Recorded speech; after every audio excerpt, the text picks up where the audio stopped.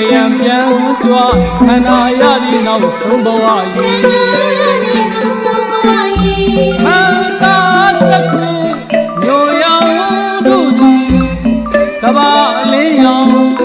စတဲ့တောင်မကမြင်နိုင်မြန်သည်သမန္တာသက္ကုတဝေနု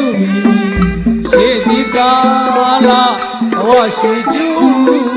ဖြစ်ဘူးသမျှတွေတရရွာနာပင်စီတမီမျိုးတိကျတိခါဟောနိုင်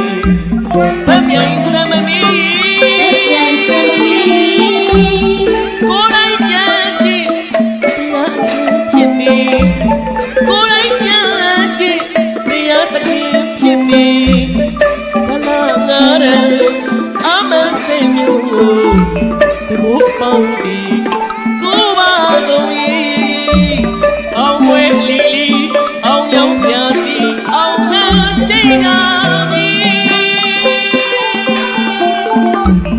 အောင်စင်တော်ဘုရားမှာမေလီရောတို့အား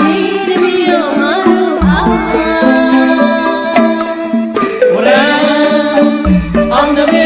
စုကိုယေတနာတော်မူပါ